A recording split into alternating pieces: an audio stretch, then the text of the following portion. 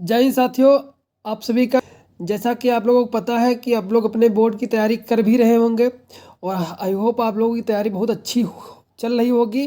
तो उसी को जो आपकी तैयारी चल रही है उसी को और धार देने के लिए मैं आप लोगों के लिए लेकर आया हूँ मॉडल पेपर, जो कि समान हिंदी का है। ये बोर्ड यूपी बोर्ड जो है उसके द्वारा जारी किया गया है, वो मॉडल पेपर है। तो आप लोग यहाँ पर देख सकते हैं इसको किस प्रकार से डिजाइन किया गया, कुछ इसी तरीके का आपका क्वेश्चन पेपर देखने को मिलेगा। तो आप लोग इस वीडियो को पूरा देखिएगा ताकि आपको एक आइडिया मिल जाए कि ओवरऑल किस प्रकार का पेपर आपको देखने को मिलेगा एग्जाम में। और यहाँ से क्वेश्चन रिपीट होंगे, पक्का है ये। आपसे एक दो क्वेश्चन यहाँ से जरूर रिपीट होंगे इस क्वेश्चन पेपर से, क्योंकि ये मॉडल पेपर जो है वो बोर्ड एग्जाम के द्वारा तैयार किया गया है। तो आप लोग इसको पूरा वॉच करिएगा ताकि आपको एक आइडिया मिल जाए। तो वीडियो को शुरू करते हैं। वीडियो को शुरू करने से पहले आप लोग वीडियो को लाइक जरूर कर दीजिएगा, अपने दोस्तों तक जरूर शेयर कर दीजिएगा। अगर हमारे चैनल पर नए हैं तो हमारे चैनल को सब्सक्राइब कर लीजिएगा। इससे संबंधित जो भी आपके अपडेट हैं वो भी आपको मिलती रहेंगी एग्जाम के रिलेटेड। वीडियो को शुरू करते हैं। पहला प्रश्न है, शिक्षा का उद्देश्य निबंध के लेखक हैं। तो इसके लेखक कौन से हैं? तो इसके लेखक हो जाएंगे आपके संपूर्णानंद। ज़्यादा समय नहीं लेंगे, जल्दी से वीडियो को कवर करेंगे ताकि आप लोगों का कम समय में अच्छा मैटर आपको मिल सके। तो शिक्षा का उद्देश्य है, यह निबंध किसका है? तो इसके लेखक जो होते हैं वो संपूर्णानंद जी हैं। नेक्स्ट है, लल्लू लाल की रचना है। तो लल्लू लाल की इसमें कौन सी रचना है? तो इसमें राइट आंसर हो जाएगा प्रेम सागर जो है वो लल्लू लाल की रचना है। रानी केतकी की कहानी जो है वो इंसा अल्लाह खां के द्वारा लिखी गई है। सुख साकर जो है वो आपकी सदल मिश्रा जी के द्वारा लिखी गई है। परीक्षा गुरु जो है आपको कमेंट करके बताना है ये किसके द्वारा लिखी गई है। नेक्स्ट है, पर्दा कहानी के लेखक हैं। पर्दा कहानी के जो है वो लेखक कौन से हैं इसके? तो इसकी अगर बात करें तो पर्दा कहानी के जो लेखक हो जाते हैं वो आपके वो हो जाते हैं यशपाल जी। यशपाल जी जो है वो पर्दा जो है कहानी के लेखक हैं। नेक्स्ट है, विष्णु आवारा मसीहा के रचनाकार हैं। तो ये तो बहुत ही इंपॉर्टेंट है। प्रभाकर जो है इसके विष्णु प्रभाकर जो है इसके रचनाकार हैं, वो बहुत ही इंपॉर्टेंट ये बन जाती है। ये आपके हाई स्कूल से लगा के हर एक एग्जाम में हिंदी की आपको ये देखने को जरूर मिलती है। आवारा मसीहा, आवारा कौन थे? मसीहा थे उसके। आवारा लोगों के मसीहा कौन होते हैं? विष्णु जी होते हैं। तो विष्णु प्रभाकर हो जाते हैं इससे। आप इससे याद कर सकते हैं। ये जीवनी है, इसकी विधा जो है वो क्या है? जीवनी है। जीवनी है ये जीवनी जो है इसकी विधा है। जैसे कि निबंध होता है, उपन्यास होता है, उसी प्रकार से आवारा मसीहा जो है वो एक जीवनी है। इसके रचयिता जो है आपके विष्णु प्रभाकर जी होते हैं। आवारा मसीहा, जो आवारा लोग होते हैं उनके मसीहा कौन से होते हैं? वो विष्णु जी होते हैं। इस प्रकार से आप याद कर सकते हैं। नेक्स्ट क्वेश्चन है, बाण भट्ट की कथा के लेखक हैं। बाण भट्ट की कथा के जो लेखक होते हैं वो आपके हो जाते हैं महावीर प्रसाद द्विवेदी जी। महावीर प्रसाद द्विवेदी जी आपके जो है बाण भट्ट की आत्मकथा के लेखक हो जाते हैं। और ये आपकी आत्मकथा नहीं है, इसकी विधा की अगर बात करें तो ये आपका उपन्यास है। ये आपका जो है एक उपन्यास है। इसके लेखक जो है आपके महावीर प्रसाद द्विवेदी जी हैं। और बाण भट्ट की जो आत्मकथा है वो एक उपन्यास है, ना कि एक है आत्मकथा। तो आप इसे भी याद रखिएगा, ये एक प्रकार का जो है उपन्यास है। और आप लोग अगर हिंदी के मेरे इंपॉर्टेंट MCQ जो हिंदी के हैं वो वाला अगर वीडियो नहीं देखे तो आप लोग जरूर देख लीजिएगा, लिंक आपको डिस्क्रिप्शन में मिल जाएगी।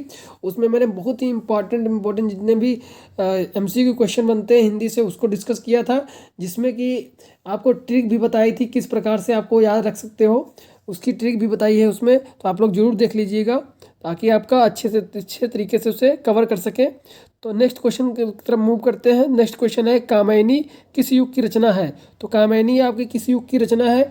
बहुत ही आसान क्वेश्चन है। ये छायावादी युग की जो रचना है, क्योंकि जैसे शंकर प्रसाद जी जो इसके रचयिता हैं वो एक छायावादी युग के कवि हैं, इसलिए आपका यहाँ पर राइट आंसर जो हो जाएगा छायावादी युग। नेक्स्ट क्वेश्चन है, निम्नलिखित कवियों में से कौन प्रगतिवादी युग का है? इनमें से कौन सा जो है वो प्रगतिवादी युग का जो है कवि है? तो इसमें आपका जो राइट आंसर बन जाएगा वो रामधारी सिंह दिनकर जी जो है प्रगतिवादी युग के कवि माने जाते हैं। और भी इसमें आप याद रख सकते हैं शिवमंगल सिंह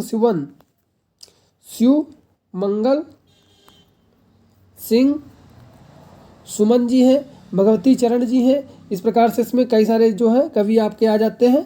और आप वीडियो को थोड़ा और स्पीड से चलेंगे ताकि आपके जितने भी उधर व्याकरण के क्वेश्चन होते हैं वो भी मैं आपके डिस्कस करूँगा, तो आपको थोड़ा स्पीड से वीडियो देखनी पड़ेगी। तार सप्तक का प्रकाशन वर्ष है, तो तार सप्तक का प्रकाशन वर्ष जो होता है वो आपका कौन सा हो जाएगा? 1943। इसी वर्ष जो है इसका प्रकाशन हुआ था, या इस प्रकार से क्वेश्चन बन जाता है। तार सप्तक का प्रथम प्रकाशन वर्ष है तो भी आपका 1943 जो है आपका राइट हो जाएगा, इसे भी याद रखिएगा। नेक्स्ट है द्विवेदी युग की रचना नहीं है, इसमें से कौन सी है जो द्विवेदी युग की रचना नहीं है? तो उसमें राइट आंसर हो जाएगा कामायनी जो है आपकी द्विवेदी युग की रचना नहीं है, क्योंकि यह छायावादी युग की रचना है। नेक्स्ट है निम्नलिखित में से कौन सी कृत महाकाव्य नहीं है? इनमें से कौन सा कृत जो है आपका महाकाव्य नहीं है? अगर इसकी बात करें तो इसमें आपका राइट आंसर हो जाएगा मामा। मामा जो है आपकी महाकाव्य रचना नहीं है। रामचरितमानस भी आपकी है, साकेत भी है आपकी, पद्मावत भी है, बहुत ही फेमस पद्मावत है। इसके लेखक जो है पद्मावत के मलिक मोहम्मद जैसी जी हैं। रामचरितमानस के आपके तुलसीदास जी हैं। साकेत के आपके मैथिली शरण गुप्त जी हैं। साकेत के जो आपके हैं मैथिली शरण जी गुप्त जी जो हैं इसके साकेत के रचनाकार हैं। नेक्स्ट क्वेश्चन आपका है गद्यांश का। आप यहाँ पर गद्यांश वाले देख लीजिए, आप इसे हल कर लीजिएगा। बाकी मैं यहाँ पर व्याकरण के जो क्वेश्चन है वो यहाँ पर डिस्कस करूँगा, ताकि उससे आपका, क्योंकि व्याकरण ऐसा पोर्शन है जहाँ पर आप कम समय में अच्छा नंबर हासिल कर सकते हैं, क्योंकि उसमें आपको अगर आ रहा है तो तुरंत आप उसका जवाब देकर 1-2 नंबर तुरंत ही पा सकते हैं उसमें।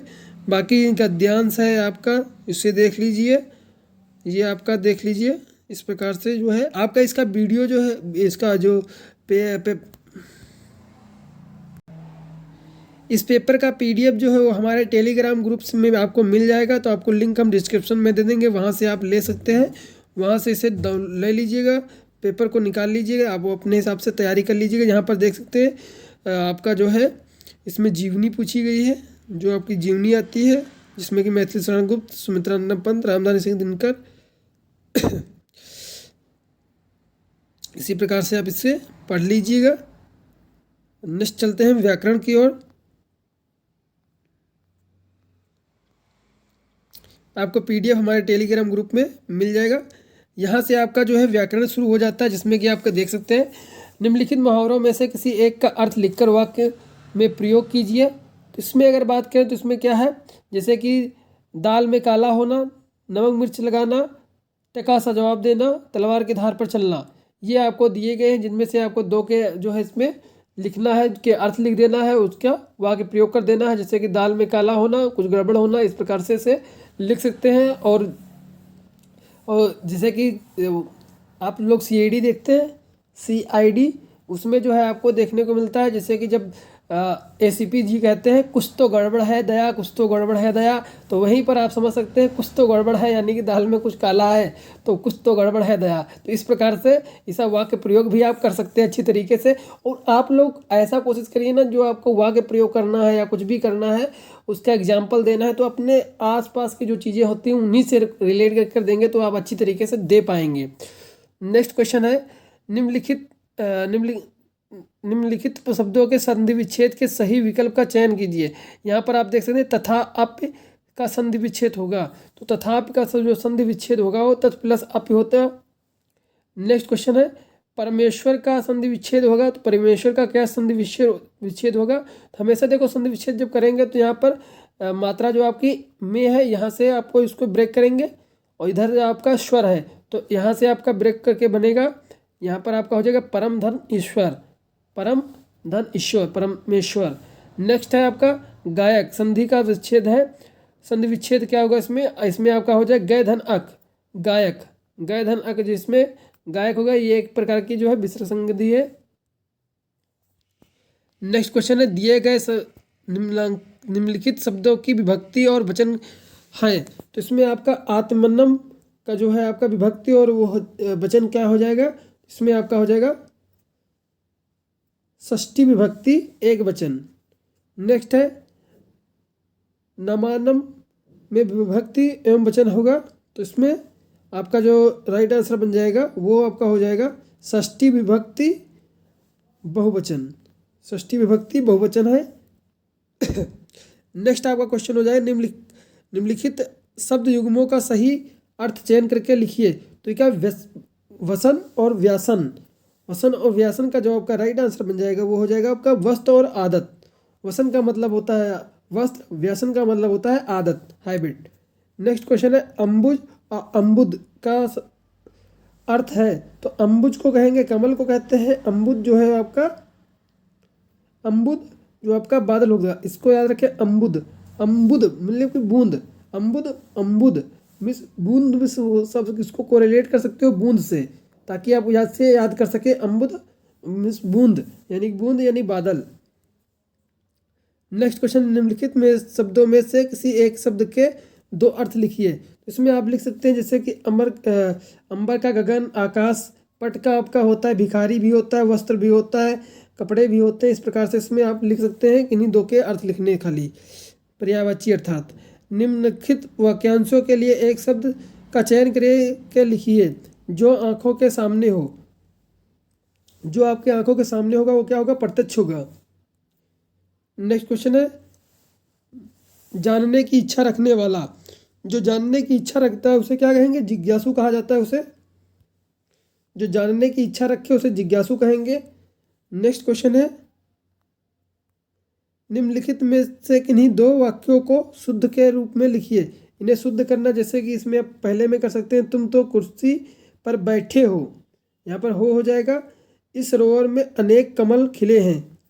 इस प्रकार से इसे सही कर सकते हैं। नेक्स्ट क्वेश्चन है वीर रस तथा हास्य रस का स्थायी भाव कैसा, उसका उदाहरण या अथवा परिभाषा लिखिए। तो इसमें वीर रस या हास्य रस में से किसी एक के बारे में लिखना है। तो वीर रस का आपका स्थायी भाव जो हो जाएगा उत्साह हो जाएगा, हास्य का हास हो जाएगा। और इसके उदाहरण की अगर बात करें तो वीर रस में आप लिख सकते हैं वीर तुम बढ़े चलो, वीर तुम बढ़े चलो, ये आप लिख सकते हैं।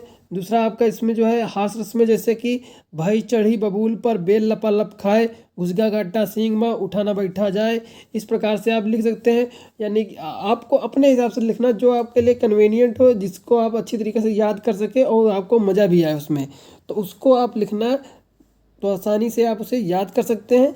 नेक्स्ट जैसे श्लेषम अथवा उत्प्रेक्षा अलंकार का उदाहरण लिखना है वो लक्षण या अथवा उदाहरण। तो इसमें आप उदाहरण ही लिखेंगे। तो श्लेषम जो होता है इसमें क्या होता है एक शब्द है वो दो बार आता है, उसके अर्थ अलग अलग होते हैं। श्लेषम का मतलब होता है चिपका हुआ। इसमें आप उदाहरण लिख सकते हैं जैसे सजना है मुझे सजना के लिए, सजना है मुझे सजना के लिए। तो यहाँ पर सजना जो शब्द है वो दो बार आ रहा है। एक सजने का अर्थ है कि सौंदर्यता से संबंधित है, और एक सजना यानी कि प्रीतम के संबंधित है। तो अर्थ की जो है पुनरावृत्ति हुई है और उनके अर्थ अलग अलग हैं। इसी को बोलते हैं श्लेषम अलंकार। उत्प्रेक्षा अलंकार में आप लिख सकते हैं उस काल मारे क्रोध के तन कांपने उसका लगा, मानो हवा के झोंक से सोता हुआ सागर जगा। इस प्रकार से उसमें उत्प्रेक्षा अलंकार को लिख सकते हैं। इसी प्रकार से दोहा आप लिख सकते हैं, सरोठा लिख सकते हैं। दोहा का जस्ट उल्टा आपका सरोठा होता है। इसमें दोहा में जो आपके हैं वो 13 11 मात्राएं होती हैं, सरोठा में आपकी 11 13 मात्राएं होती हैं। इस प्रकार से आप इसे लिख सकते हैं। यहाँ पर 13 का मतलब है आपका यहाँ पर 4 चरण होते हैं। तो दोहा में जो आपके होंगे वो 13 11 इस फॉर्म में जो है आपकी मात्राएं होंगी। वहीं पर अगर सरोठा की बात करें तो सरोठा में आपकी 11 13 मात्राएं इस प्रकार से होंगी। पहला चरण, सेकंड चरण, तीसरा चरण, चौथा चरण, इस प्रकार से मात्राएं होती हैं इसमें। तो इस प्रकार से ये पूरा पेपर आप इसको सॉल्व कर सकते हैं अच्छी तरीके से। तो आई होप आपको वीडियो को बहुत ही पसंद आया होगा और आप लोगों को इससे जानकारी मिली होगी। तो वीडियो को लाइक ज़रूर कर दीजिएगा। मैंने कहीं वीडियो में बीच में आपका टाइम वेस्ट नहीं किया, तो आप लोग वीडियो को शेयर जरूर करिएगा। मिलते हैं नेक्स्ट मिनट, तब तक के लिए जय हिंद।